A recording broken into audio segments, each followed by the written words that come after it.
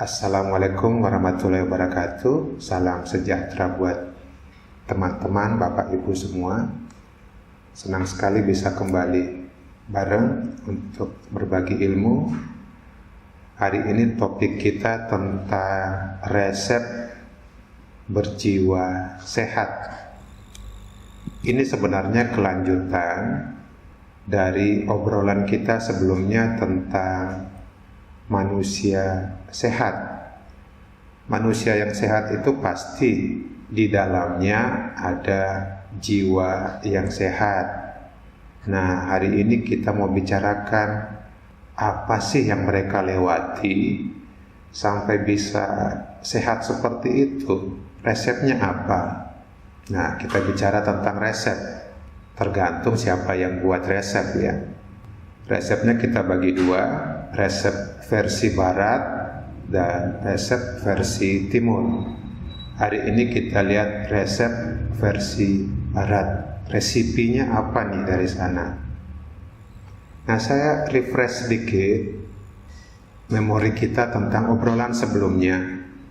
Minggu lalu kita bicarakan tentang ciri-ciri orang yang sehat. Dalam bahasa psikologi, orang sehat itu punya banyak istilah. Ada yang menyebutnya orang yang utuh atau whole person. Ada yang menyebutnya orang yang matang, mature person. Ada yang menyebutnya orang yang berfungsi penuh atau fully functioning person. Dan ada yang menyebutnya orang yang mengaktualisasikan diri atau mewujudkan potensinya. Dalam bahasa Inggris self-actualizer. Minggu lalu kita membicarakan orang sehat itu dari perspektif Abraham Maslow. Kenapa begitu? Karena dia mengemukakan banyak ciri. Ada 15 ciri orang sehat versi Maslow yang sudah kita lihat. Ini ciri-cirinya. Persepsinya tentang kenyataan itu lebih pas dari kebanyakan orang. Dia terima dirinya sendiri, apapun kekurangannya dia terima. Orangnya juga spontan, sederhana, alami. Kalau dia ada masalah, dia fokus ke masalah. Benar-benar masalah itu dilihat lepas dari gejolak emosi pribadinya, perasaan pribadinya. Masalah dilihat objektif apa adanya. Dia suka menyendiri, butuh suasana pribadi. Dia mandiri, nggak tergantung pada orang lain. Dan dia menghargai apapun, menghargai ketemu orang, menghargai apa saja dalam hidup ini, dan nggak mut-mutan terus-terusan. Yang kelima, dia punya pengalaman ngefly, senang dengan kehidupan ini.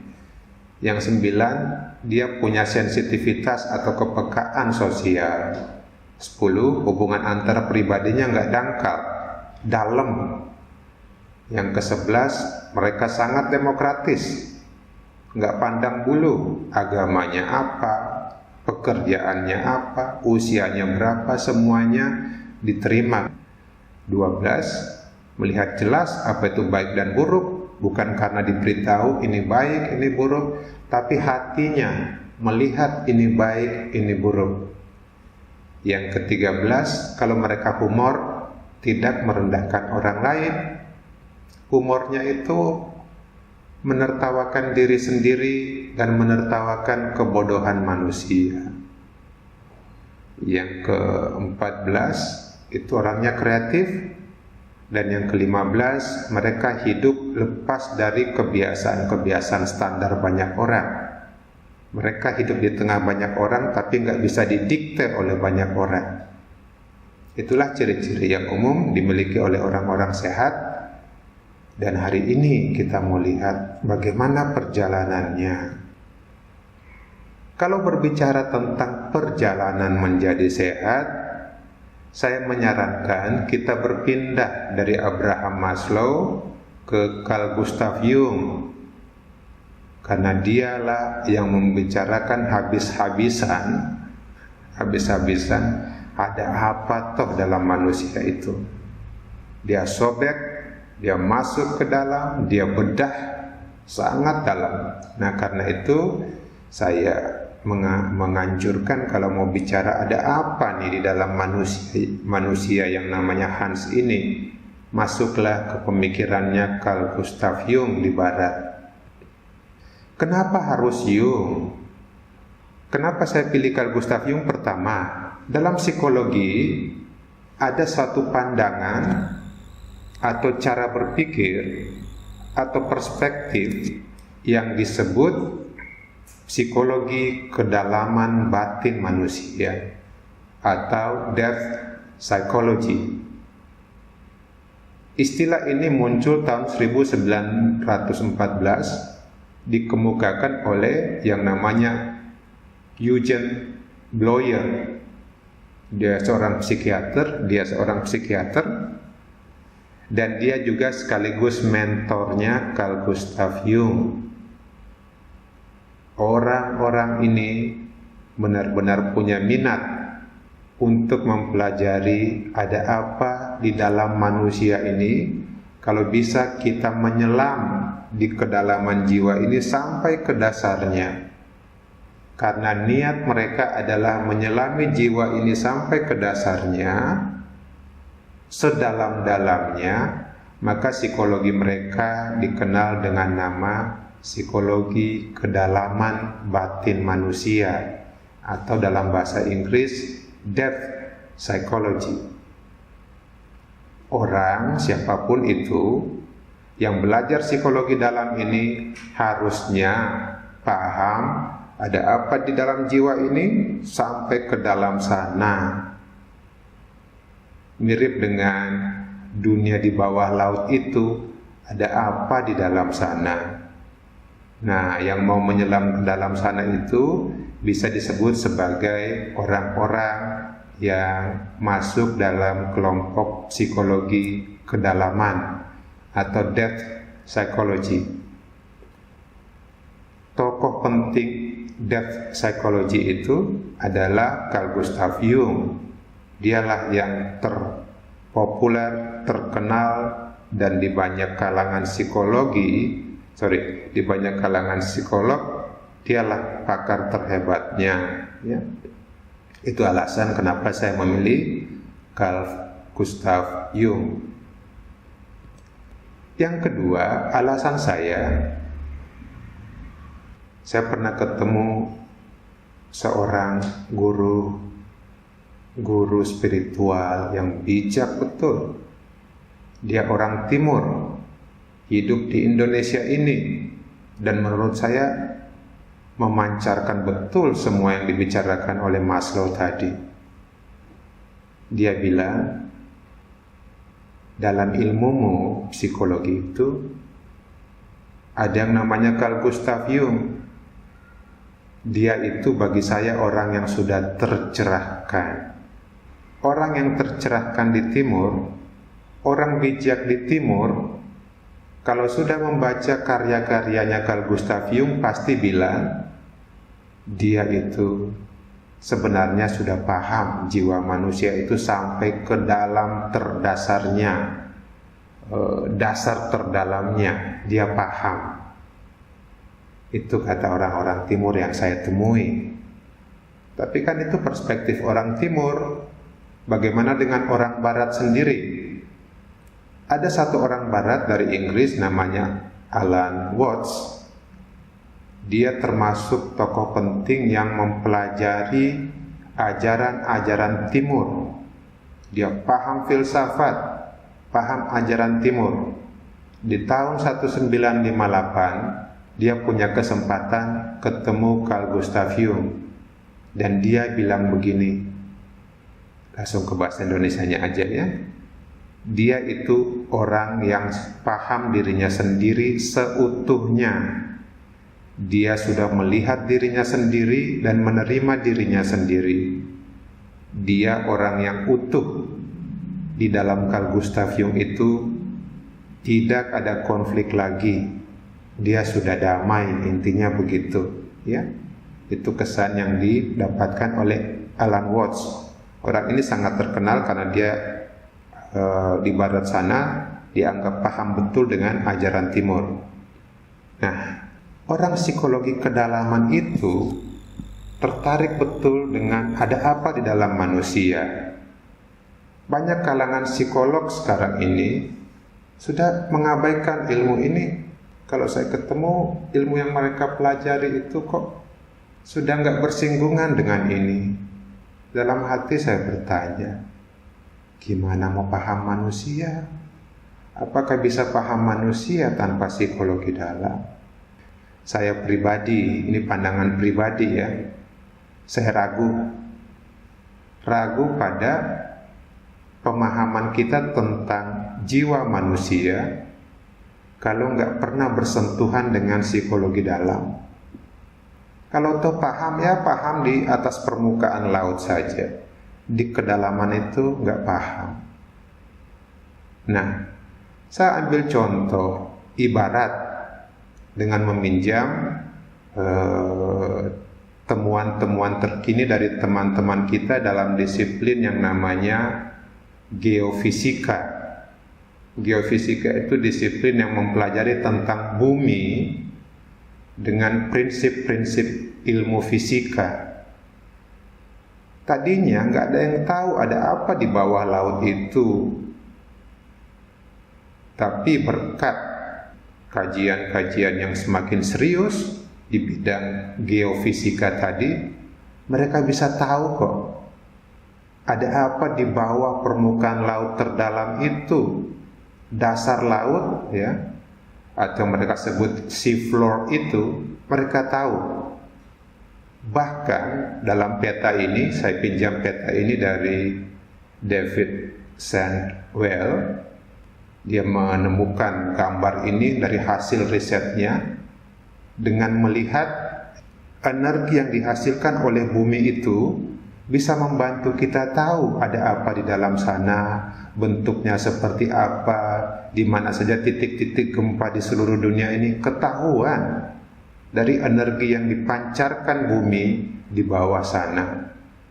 Nah, teman-teman dari geofisika menunjukkan ke kita, mata kita nggak bisa lihat, tapi kalau kita bisa masuk ke dalam dengan penglihatan khusus, istilah mereka penglihatan khusus itu namanya remote sensing, lihatnya jauh ke dalam, maka kita tahu ada apa di dalam laut itu.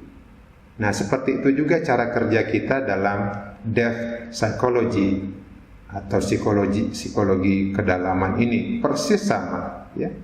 Kelihatannya Hans ini cuma badannya saja, omongannya ini, tapi begitu masuk ke dalam Hans ini luar biasa, ada banyak energi di dalam, ada banyak peristiwa di dalam. Nah, itulah kehebatan teman-teman kami di psikologi dari aliran depth psychology atau psikologi kedalaman. Mereka melihat jauh ke dalam seperti seorang geofisikawan. Nah, bagaimana cara melihat jauh ke dalam itu? Sudah ada alatnya, semua orang sudah punya alat itu. Tinggal melihat saja kalau mau. Sayangnya ada alat yang bersih, ada alat yang kotor. Alat yang kotor itu mengaburkan penglihatan kita. Nah, dibersihkan dulu alatnya, pasti kelihatan kok. Pasti itu. Karena alatnya itu ada di sini. Tinggal dipakai saja. Persoalannya alatnya bersih atau enggak. Nah, sambil kita membersihkan alat-alat kita masing-masing, kita pinjam dulu ceritanya Carl Gustav Jung yang sudah melihat sendiri ada apa di dalam sana. Jung berpesan kalau pengen sehat, ya, dia bilang, we cannot change anything unless we accept it. Kita tidak bisa mengubah apapun dalam diri kita kecuali kita menerimanya. Itu resep paling ampuh dari Carl Gustav Jung. Dengan kata lain, jangan pernah berharap sehat, jangan pernah berharap sembuh kalau belum menerima apa saja yang ada dalam diri kita. Pertanyaannya sekarang, nerima apa tuh? Apa yang harus diterima? Nah, kita lihat dulu peta jiwa manusia. Seperti tadi, geofisikawan bisa memetakan ada apa di bawah laut sana. Mereka bisa melihat jelas dengan bantuan satelit tentu saja di zaman kita. Nah, Jung punya satelitnya. Dengan satelit itu dia lihat bahwa dunia kejiwaan manusia itu terbagi. Ini sudah kita bicarakan ketika bertemu untuk membicarakan bawah sadar. Tapi nggak apa-apa. Mungkin ada beberapa peserta hari ini yang butuh penjelasan tambahan ya. Jadi wilayah kejiwaanku ini ada sadarnya, ada bawah sadarnya, dan ada tidak sadarnya. Wilayah sadar itu yang saya pakai sekarang ini untuk berinteraksi dengan Bapak Ibu, teman-teman semua, untuk melihat laptop ini. Kadang-kadang ada suara sekitar yang mengganggu, bunyi motor lewat, saya menengok, itu karena saya sadar dengan yang terjadi di sekitar kita. Di dalam sini ada wilayah yang namanya bawah sadar. Bawah sadar itu gampang diakses karena dia hanya berisi memori-memori yang gampang saya panggil. Misalnya nama anak saya, apa saja yang bisa saya panggil dengan gampang, itu masuknya wilayah bawah sadar, atau disebut juga kadang-kadang dengan istilah prasadar. Nah, di bawahnya itu ada wilayah yang tidak kita ketahui, tapi wilayah itu luas dan penting. Wilayah yang tidak kita ketahui itu disebut wilayah tidak sadar. Wilayah tidak sadar ini terbagi dua. Wilayah tidak sadar pribadinya Hans ini, atau wilayah tidak sadar semua manusia. Saya ulangi, wilayah tidak sadar itu ada dua. Wilayah tidak sadar pribadiku, hanya Hans saja yang punya itu, atau wilayah tidak sadar yang dipunyai semua manusia. Kalau hanya Hans saja yang punya wilayah tidak sadar itu, namanya tidak sadar pribadi. Itu yang saya saja kok yang punya. Kenapa hanya saya yang punya? Karena itu tergantung pada pengalaman hidup pribadiku. Aku yang punya. Bapak Ibu, teman-teman semua juga punya itu, tergantung pengalaman pribadi masing-masing orang. Nah, wilayah inilah yang membedakan kita satu sama lain. Di bawahnya lagi ada wilayah yang semua manusia, siapapun dia, di Afrika, Amerika, Australia, New Zealand, semuanya punya. Nah, itu yang namanya tidak sadar kolektif. Di dalam ketidaksadaran kolektif inilah tersimpan yang kita cari dalam hidup kita. Apa yang kita cari dalam hidup kita? Aku ini siapa toh? Intinya Hans ini siapa toh? Apa toh intinya Hans ini? Selama Hans belum ketemu intinya Hans ini, Hans hanya mengapung-apung saja di atas samudra tanpa kejelasan. Begitu Hans ketemu intinya Hans ini, Hans itu saya ya, maka dia jelas dengan hidupnya. Nah, setiap orang sedang mencari itu dengan bantuan egonya masing-masing. Ego itu selalu hidup. Ego itu jodohnya, jati diri itu. Selama dia belum ketemu jodohnya, ya sakit-sakitan. Sayangnya jodohnya itu tersimpan jauh di bawah sana. Mau dikawinkan nih si ego dan jati diri ini. Selama dia belum dikawinkan, selama itu pula kita hanya mengambang di atas lautan kehidupan yang gak jelas ini. Karena itu Jung bilang bawa egomu, pertemukan dengan jati dirimu, dan sehatlah kamu. Tapi di mana jati diri itu? Di dalam ketidaksadaran. Nah, gitu ya. Ini wilayah yang oleh banyak orang diketahui. Seluruh penduduk bumi ini rata-rata tahu kok apa itu sadar, apa itu bawah sadar. Tapi ada wilayah terluas tuh yang banyak orang nggak tahu. Hanya segelintir orang yang mau masuk ke situ. Nah, yang tadi kita lihat, itulah wilayah tidak sadar pribadi kita masing-masing, atau wilayah tidak sadar seluruh umat manusia di dunia ini, siapapun dia. Jadi jelas sekarang bahwa kalau pengen sehat, syaratnya sederhana, kita mencari jati diri, bahasa Inggrisnya itu self. Dia tersembunyi dalam ketidaksadaran kolektif kita. Ini yang terjadi pada orang sehat. Egonya ketemu dengan jati dirinya. Dan ego itu tidak pernah tidur, tidak pernah istirahat. Seumur hidup kita, ego itu aktif terus. Di saat kita sadar seperti ini, saya lihat laptop ini, saya melihat ke sana kemari, ini ego saya yang mengarahkan saya. Begitu mata saya tertutup di malam hari, ego saya tenggelam ke dalam. Dan dialah yang membawa cerita-cerita mimpi dari dalam sana. Itu ya Bapak Ibu teman-teman semua. Jadi kita hidup ini karena ego kita. Ketika kita bangun dari tidur, dia banyak beraktivitas keluar. Ketika mata saya ini tertutup dan saya tidur, dia banyak beraktivitas ke dalam. Kalau bisa, jangan tanggung ke dalamnya, ke dalam sekalian, sampai ke jati diri. Dan itulah perjuangan kita menjadi sehat. Pada orang sakit seperti kita ini mungkin ya, kalau orang sehat seperti ini, sudah ketemu itu. Orang sakit itu seperti ini, terputus-putus.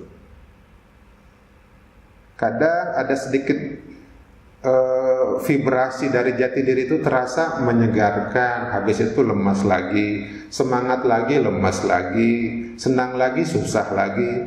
Jadi nggak jelas kita ini. Karena apa? Wifi kita itu putus nyambung kok. Di rumah saya ini, saya dan istri sering kesal karena wifi rumah itu kadang putus, kadang nyambung, kadang putus, kadang nyambung, kadang putus, kadang nyambung. Itu yang terjadi pada orang sakit seperti kita ini. Kadang dapat signal dari jati diri seger, kadang putus, sakit lagi. Nah, orang-orang sehat itu signalnya nyambung terus. Pertanyaannya sekarang, kita kok putus nyambung gitu gimana? Ada yang recoki kita, ada yang halangi kita. Penghalang itu terbagi dua. Ada di dalam kita. Yang pertama, penghalang di wilayah tidak sadar pribadi. Yang kedua, penghalang di wilayah tidak sadar kolektif. Kalau penghalangnya itu di wilayah tidak sadar pribadi, yaitu urusan masing-masing kita untuk diselesaikan. Penghalang di wilayah tidak sadar pribadi itu namanya kompleks. Ini nggak ada hubungannya sama perumahan ya, kompleks bukan, nggak ada hubungannya. Kompleks itu pengacau di wilayah ketidaksadaran pribadi. Nah, ada pengacau, ya semua orang punya pengacau di dalam situ. Dari mana sih datangnya pengacau itu? Dari pengalaman hidupku yang menyakitkan buat aku. Aku dari kecil sampai sekarang ini punya banyak sekali pengalaman pengalaman-pengalaman yang menyakitkan itu kemudian tersimpan di dalam saya. Kalau saya tidak selesaikan, dia menjadi kompleks. Apa saja kompleks itu? Ya tergantung masing-masing orang, tergantung masing-masing pribadi. Karena kompleks itu di wilayah ketidaksadaran pribadi, berarti urusanku dan urusan masing-masing orang. Sekarang kita tes kompleksnya Hans ini apa? Kompleks Bapak Ibu teman-teman semua apa? Coba diam sebentar ya. Tarik nafas yang dalam. Rilekskan badan. Di dalam sini, di dalam kita masing-masing ada kompleks yang seringkali tidak kita sadari gangguin hidup kita. Sebentar lagi saya akan mengucapkan satu kata demi satu kata. Saya ulangi, saya ucapkan satu kata demi satu kata, lalu disusul kata yang lain. Ketika saya mengucapkan kata itu, jawab secepat mungkin dengan satu kata saja. Sambil menjawab, rasakan ada apa di dalam saya. Ya, siapkan diri. Saya akan mengatakan satu kata, satu kata, satu kata. Jawab dengan satu kata saja, secepat mungkin tanpa ditunda. Ayah.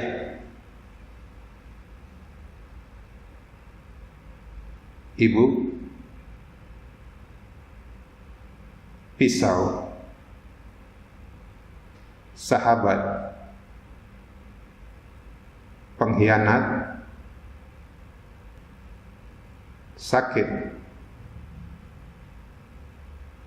Nangis. Pacar. Suami. Istri. Anak. Uang. Kerja. Cukup. Ada banyak kata yang kalau saya teruskan nanti nggak selesai acara kita. Nah, saya ulas sedikit dulu tadi kata-kata itu. Kalau saya rasakan sendiri, masing-masing kata itu ada bobotnya. Kata istri, kalau istri itu saya pedulikan, nggak menyakiti saya, maka istri itu nggak menjadi kompleks buat saya. Tapi kalau istri saya menyakiti saya, istri saya menjadi kompleks saya. Pisau. Kalau saya baik-baik saja dengan pisau ya nggak ada masalah. Tapi kalau saya pernah diancam seseorang pakai pisau seperti ini, saya pasti merasakan getaran dalam diri saya ketika mendengar kata pisau. Begitu juga dengan kata-kata yang lain. Sakit misalnya, mungkin bagi saya itu nggak punya getaran. Tapi kalau saya baru pernah divonis oleh oleh dokter, sakitmu ini parah, jadi apalah, kemudian ada istilah-istilah yang membuat saya merasa mencekam tentang hidup ini karena sakit itu, maka istilah sakit itu pasti punya getaran dalam diri saya, menjadi kompleks saya, gitu ya. Nah, semoga paham sampai di sini. Kompleks itu urusan pribadi saya, urusan pribadi masing-masing orang. Nah, begitulah Hans ini bermasalah secara pribadi dalam hidupnya karena kompleksnya sendiri. Kompleks itu datangnya dari mana? Dari pengalaman hidupnya Hans ini. Pengalaman hidup seperti apa? Pengalaman hidup yang menyakitkan dan masih saya tolak. Proses penolakan itu Itulah yang membuat saya sakit. Hasilnya apa? Di dalam saya tersimpan kompleks-kompleks tadi. Gitu ya. Kompleks itulah sebenarnya yang seringkali ditemui oleh psikolog-psikolog ketika ketemu orang yang datang ke dia bermasalah dengan kehidupan. Kalau bisa membaca kompleks itu ya dengan mudah kita mencarikan solusinya. Tapi kalau kita nggak sensitif dengan kompleks itu ya nanti solusinya kesana kemari. Karena itu pahami kompleks ini dan bantulah orang lain yang punya kompleks untuk menerima kompleks itu. Ingat kata Carl Gustav Jung di awal, jangan pernah berharap perubahan kalau kita belum menerima. Apa yang diterima? Yang pertama, terima kompleks-kompleksku, kompleks-kompleks Bapak Ibu, teman-teman semua. Aku misalnya, kalau saya lihat hidup saya itu banyak sekali tuh kompleks. Dengan saudara saya, orang tua saya, pertemanan saya, guru-guru SD saya, itu bisa melahirkan kompleks-kompleks dalam diri saya.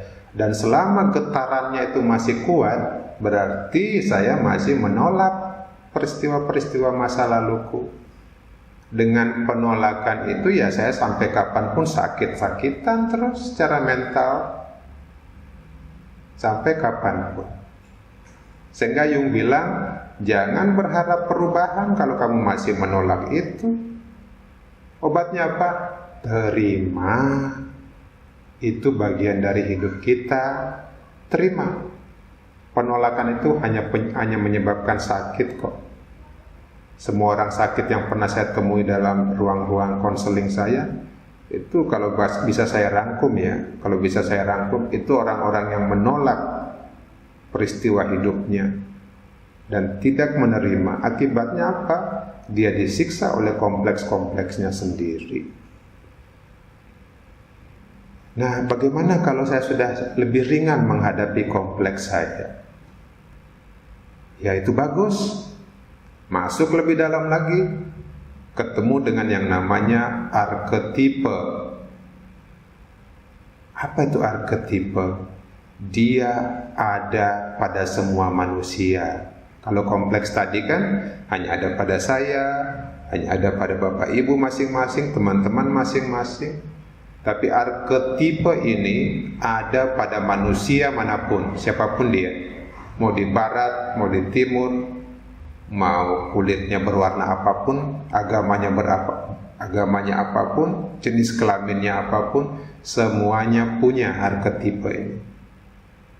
Ada cukup banyak arketipe, tapi ada 3 menurut Jung yang harus dihadapi dan penting sekali.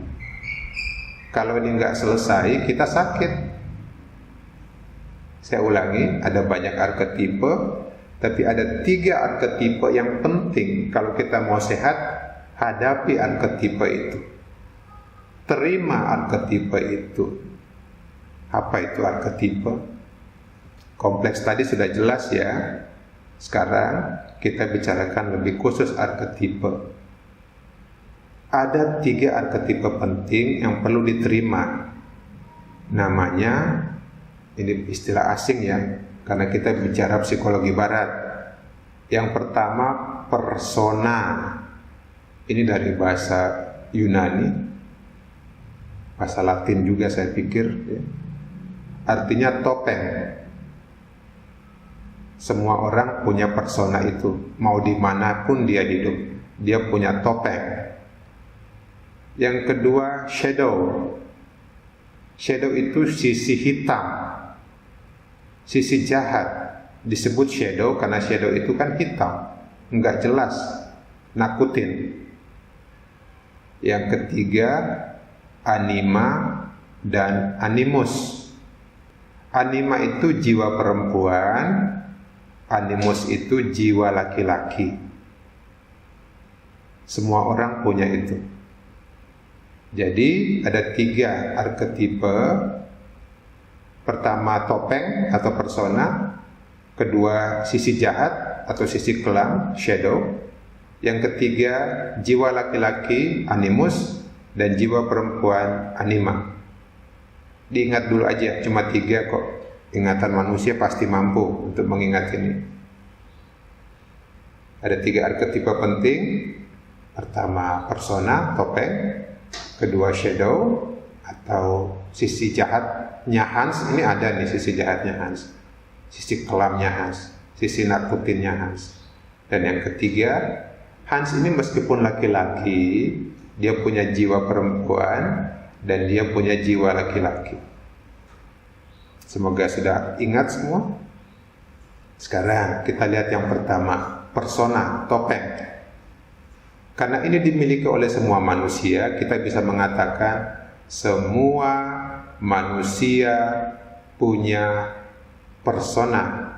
Semua manusia pakai topeng.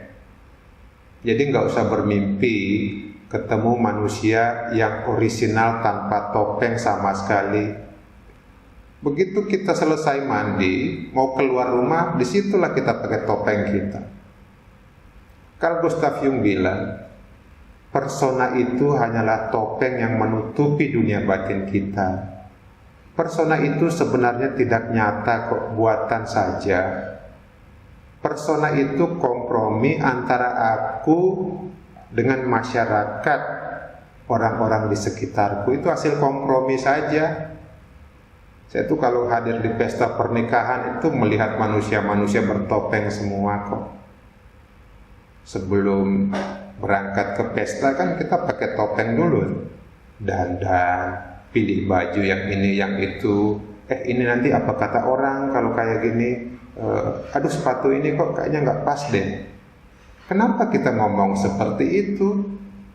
Kita mau berkompromi sama penilaian orang. Jadi topeng itu muncul begitu kita keluar dari kamar, keluar dari rumah. Pada saat itulah kita menggunakan topeng. Jadi nggak usah bermimpi ada orang tanpa topeng ketika dia bertemu dengan orang lain. Pasti ada topengnya dan itu wajar. Semua orang di seluruh dunia, di Afrika, Amerika, manapun pasti bertopeng. Wajar itu. Masalahnya sadar bahwa saya sedang pakai topeng. Topeng itu jangan kekurangan juga, jangan kelebihan. Kelebihan ya sakit, kekurangan ya dimusuhi masyarakat nanti. Pergi aku ngajar misalnya di kampus pakai celana pendek, yakinlah teman-teman saya memusuhi saya. Meskipun itu orisinal. Masuk kerja pakai baju kutang kan nggak masuk akal itu bagi masyarakat. Nah itu topengnya kurang tuh. Tapi kalau kelebihan juga sakit. Terlalu takut sama penilaian orang, topengnya ditebelin, itu juga sakit.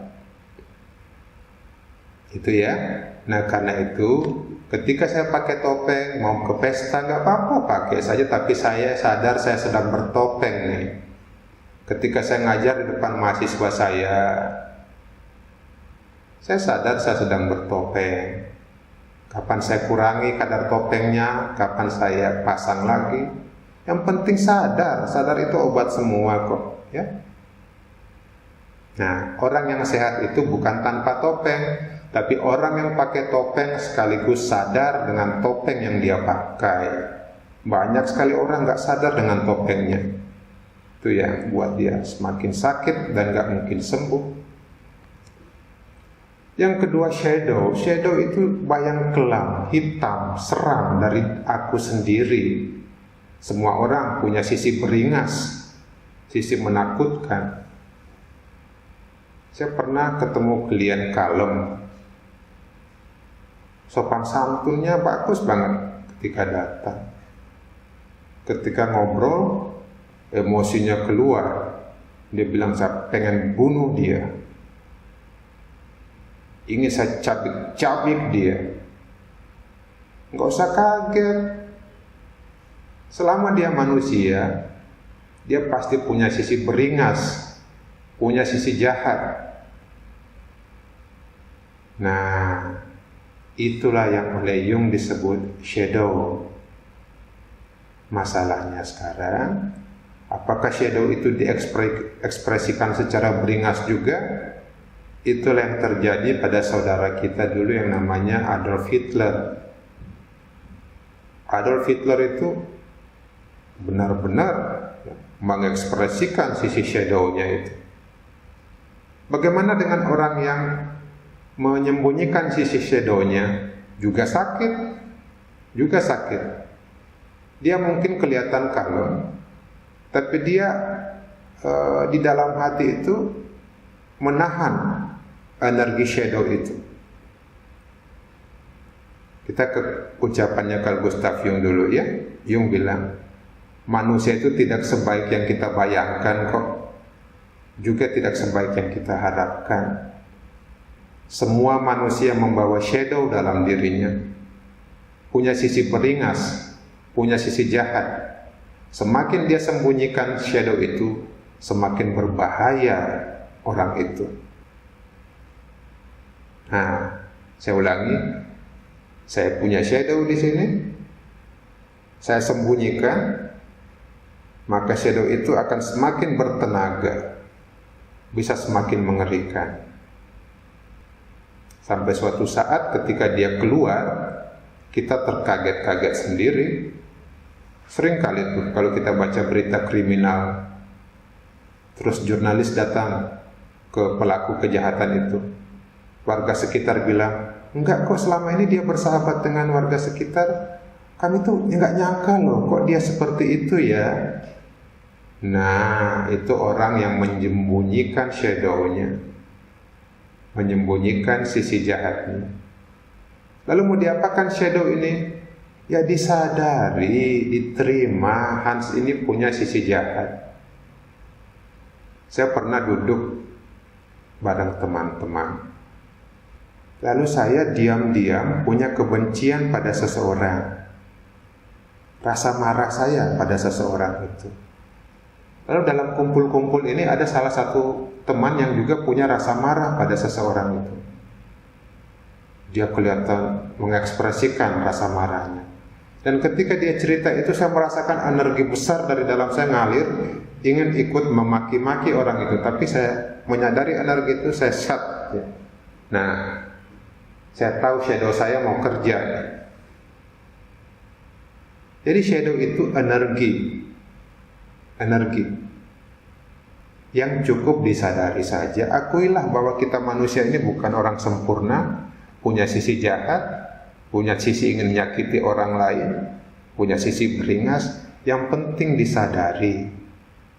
Begitu kita nggak sadari, dia yang menjadi bos kita. Semoga paham ya. Nah, sudah kita lihat semua orang punya topeng, semua orang punya shadow. Hitler itu membawa marah besar dalam hidupnya, dan dia simpan itu sampai suatu saat meledak seperti ini. Dia sangat beringas, tidak ada ampun. Nah, orang baik juga punya shadow, tapi bedanya sebelum shadow itu keluar, dia sadar, jangan nakal ya, gitu aja sih. Berikut, semua orang punya anima dan animus. Saya perlu jelaskan sedikit, ini bahasa Latin ya. Dalam bahasa Latin itu akhiran us itu untuk laki-laki, akhiran a itu untuk perempuan. Jadi kalau dengar nama Julius itu laki-laki, kalau Julia dalam bahasa Latin itu perempuan. Gitu ya. Bertus dalam bahasa Latin laki-laki, Berta dalam bahasa Latin perempuan. Yang mau saya katakan akhiran us itu laki-laki, akhiran a itu perempuan. Nah, animus itu jiwa laki-laki, anima itu jiwa perempuan. Meskipun Hans ini kalau dilihat secara biologis laki-laki, tapi di dalamnya ada dua jiwa ini. Ada animanya Hans, ada animusnya Hans. Memang animusnya Hans ini lebih besar karena dia laki-laki dan animanya mengecil. Buat teman-teman yang berjenis kelamin perempuan, secara biologis itu animanya kelihatan besar, tapi di dalamnya ada animus. Paham ya? Jadi siapapun yang tinggal di planet bumi ini, dia pasti punya anima dan animus. Nah, kita lihat sebentar apa itu anima animus. Ini perjumpaan kita dengan anima dan animus adalah perjumpaan dengan bagian dari dunia kejiwaan kita yang sebenarnya sudah dekat dengan jati diri tadi. Nah, maksudnya apa itu? Perhatikan, masyarakat itu sering merusak kita tanpa sadar. Mereka memberitahu kita, kalau jadi perempuan itu yang lembut ya, yang gemulai ya, perempuan itu perasa, perempuan itu kurang logis, perempuan itu ada beberapa yang berani mengatakan perempuan itu lebih bodoh dari laki-laki. Lalu tentang pria, orang mengatakan pria itu keras, kuat, rasional, logis, tegar dalam hidup, cerdas. Sekarang di gambar pojok kiri itu filsuf kesukaan saya. Dia orang Prancis, namanya Simone de Beauvoir. Dia itu pemikirannya sangat bagus, tapi dia perempuan. Nah, berarti dia sangat logis meskipun dia perempuan. Ada lagi di Jerman, kalau pernah belajar filsafat, namanya Hannah Arendt. Dia juga pemikir hebat, perempuan. Kalau masyarakat melihat itu, lucu ya, kok filsuf perempuan? Sebenarnya nggak lucu, itu wajar. Hanya saja masyarakat sering mengkotak-kotakkan perempuan harus begini, laki-laki harus begitu. Gambar kanan bawah, Obama sedang menangis. Ya, animanya lagi keluar. Yang mau saya katakan adalah di dalamnya Hans ini ada laki-lakinya, ada perempuannya. Saya harus bijak menempatkan kapan saya menjadi perempuan, kapan saya menjadi laki-laki. Kalau saya ketemu klien saya sangat feminin kok, yakinlah. Saya tuh dengerin, sangat halus kalau saya ketemu klien-klien saya. Tapi kalau saya ketemu dengan tukang parkir yang semena-mena, saya bisa keras. Saya hanya perlu mengatur dan mengenali, oh ini saatnya saya menjadi keras, saatnya saya menjadi lembut, saatnya saya rasional, saatnya saya kurang logis, dan sebagainya dan sebagainya. Kalau saya kumpul dengan teman-teman yang kocak-kocak kayak gitu ya, nah itu kan memanggil sisi bodoh saya, sisi kurang logis saya. Ya sudah, saya nikmati sebentar, tapi kalau saya nggak nyaman ya sudah, saya pergi. Berarti itu bukan tempat yang pas buat saya. Begitulah saya rangkum sekarang, bahwa kita sulit menjadi sehat hanya karena kita terhalang oleh kompleks dan arketipe. Dari mana datangnya kompleks? Dari pengalaman hidup pribadi saya yang belum saya terima. Dari mana datangnya arketipe? Ya, arketipe itu begitu kita lahir sudah satu paket kok, dibawa oleh semua manusia begitu dia lahir. Nah, begitu arketipe ini kita tidak kenali, kita jadi sakit-sakitan juga. Karena itu tugas kita kalau pengen sehat, katanya Jung, kenali kompleks dan terima. Kenali arketipe dan terima. Begitu dikenali semua dan diterima semua, selesai masalah kehidupan ini. Begitulah orang-orang yang sudah menerima kompleks dan arketipenya, tidak ada masalah, itulah orang sehat. Nah, jadi kalau saya ditanyakan bagaimana proses manusia menjadi sehat, pertama, hadapi kompleks dan terima kompleks itu. Yang kedua, hadapi arketipe dan terima arketipe itu. Begitu penghalang itu hilang, jalan menjadi los. Koneksi kita dengan jati diri menjadi lancar tanpa hambatan. Pada saat itulah seseorang menjadi dirinya sendiri, menjadi sehat. Dia sudah berubah dari kepompong menjadi kupu-kupu. Dia sudah matang, dia sudah berfungsi penuh, dia sudah utuh, dia sudah mengaktualisasikan diri. Intinya dia sudah sehat. Itu aja gambaran dari saya. Bagaimana caranya untuk menerima kompleks dan arketipe? Nah, bagi orang barat ya, menurut Jung, karena mereka nggak terbiasa meditasi, Jung bilang tafsir mimpi itu paling bagus. Tapi kalau kita terbiasa meditasi ya cukup diam, pasti diganggu sama kompleks kok. Pasti diganggu sama arketipe. Karena itu pada saat kita duduk diam bermeditasi, kompleks muncul, I accept, saya terima.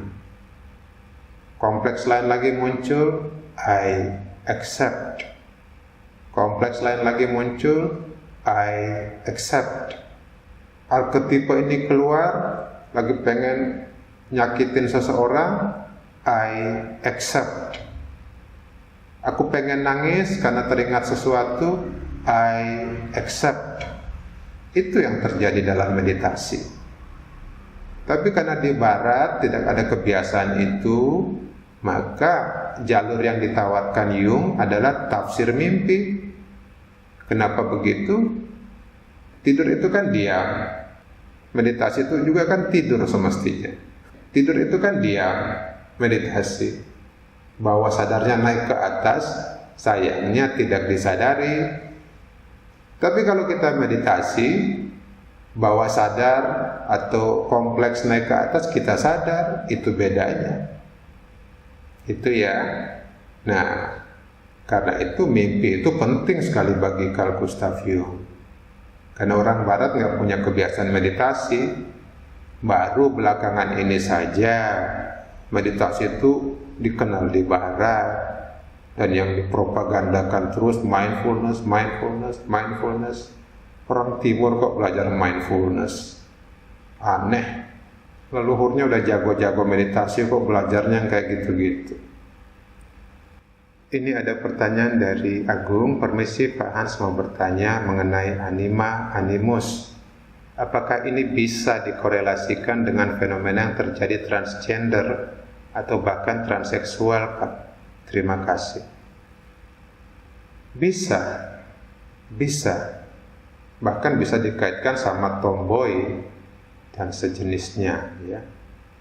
Jadi itu orang yang secara biologis konstruksinya, bentuk biologisnya laki, tapi jiwa perempuannya, animanya terdorong untuk sangat hidup. Jadilah dia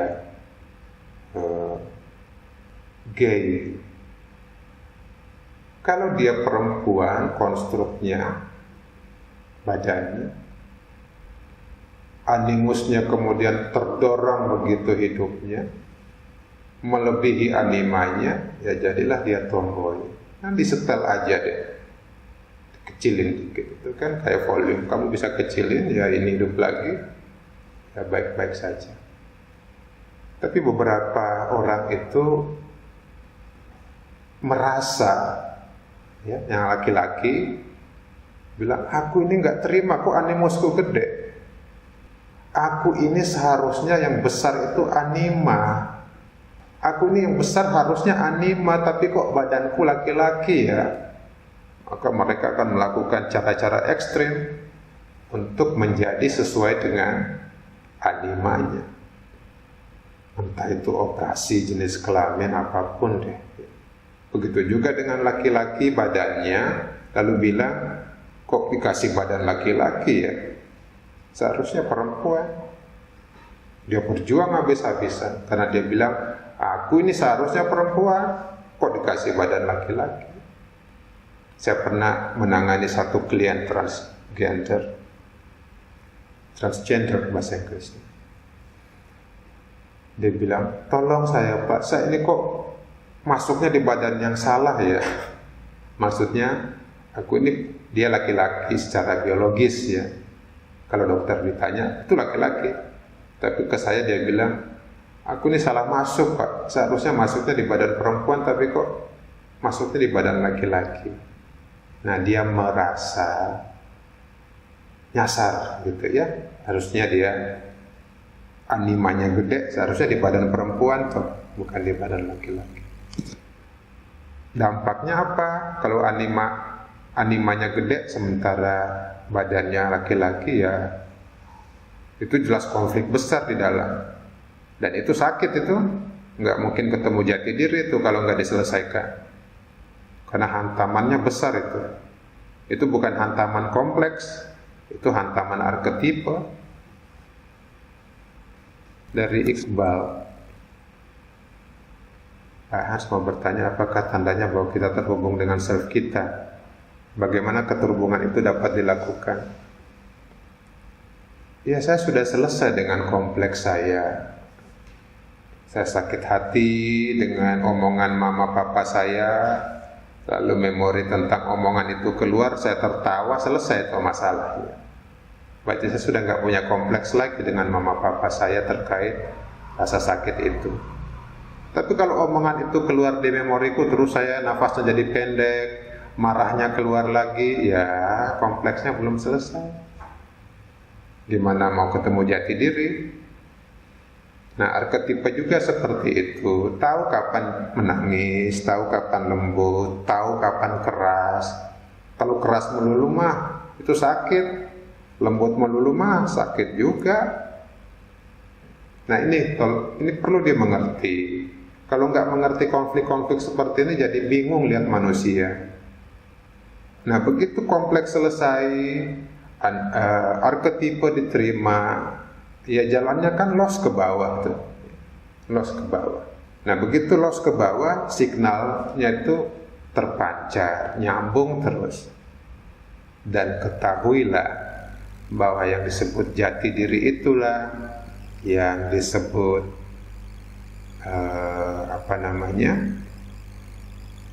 percikan ilahi dalam diri setiap manusia. Kalau percikan ilahinya nyambung terus, ya terhubung dengan yang ilahinya itu sendiri, yang kita sebut Tuhan atau apapun deh namanya, tergantung agama kita masing-masing. Mau disebut apapun deh ya, terserah, itu urusan pribadi agama itu. Tapi di dalam kita ada percikannya. Bagaimana mengenali arketipe? Nggak perlu dikenali, dia keluar terus kok. Dimanapun kita pergi, kita bawa arketipe itu. Masalahnya kita sadar atau enggak. Bedanya orang sehat sama orang sakit ketika marah. Orang sakit itu marah dan nggak tahu dia sedang dikontrol oleh marahnya. Orang sehat itu ketika marah dia tahu, ini aku sedang marah. Aku tahu marah ini sengaja aku keluarkan demi sesuatu yang lebih baik. Itu bedanya. Jadi orang sakit dan orang sehat itu dua-duanya bisa marah, hanya saja satu marah nggak sadar, satu marahnya sadar. Gitu ya, Iqbal ya. Permisi Pak, mau bertanya, maksud dari sadar saat memakai topeng itu gimana ya Pak? Jung bilang dosen-dosen itu kalau ngajar itu pakai topeng kok rata-ratanya.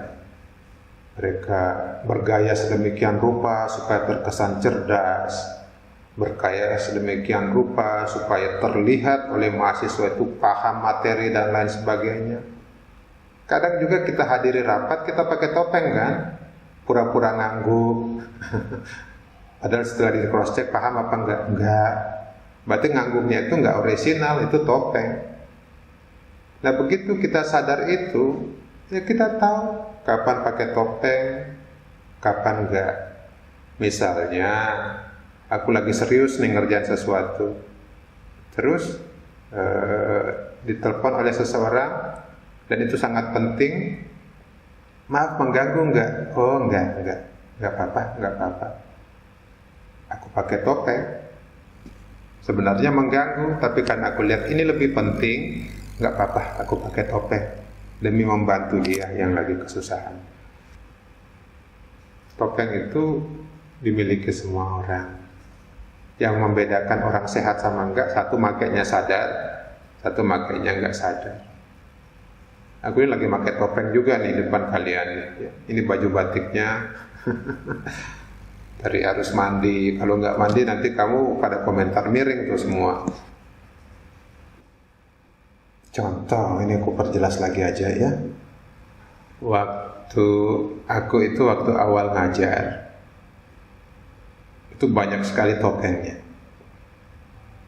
Ditanya mahasiswa, nggak tahu jawabannya, muter aja nggak karu-karuan, biar terkesan nggak bodoh di depan mahasiswa, gitu ya. Terus makin kesini saya makin sadar, aku nggak boleh terus-terusan bertopeng. Jadi dua kemungkinan saja buat saya tahu atau saya nggak tahu. Bentar, ada penjual buat suaranya terlalu kencang. Gitu ya. Jadi dua kemungkinan, kalau saya ngajar itu ya, kalau saya tahu ya saya bilang saya tahu, saya jelaskan. Kalau nggak tahu ya nggak tahu, nanti saya baca lagi minggu depan. Kalau saya bisa jawab, saya jawab. Itu aja kok, selesai. Yang agak sulit dikompromikan itu ya penampilan di depan mahasiswa ya. Kadang pengen pakai sendal aja.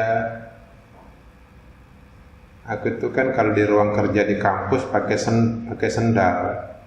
Begitu masuk ngajar, sendal saya lepas, ganti sepatu. Saya sadar, saya ganti sendal ke sepatu supaya situasi belajar itu nggak ganggu konsentrasi anak-anak mahasiswa yang kemudian lihat, loh kok pakai sendal ya. Nah, daripada kemudian mahasiswanya sibuk membicarakan sendal dan sepatu, mendingan aku pakai sepatu aja. Dan aku sadar gitu ya, kalau aku itu memakainya demi kenyamanan kuliah saja. Gitu ya. Oke, makasih sekali. Senang ketemu, semoga sehat, bahagia semua ya.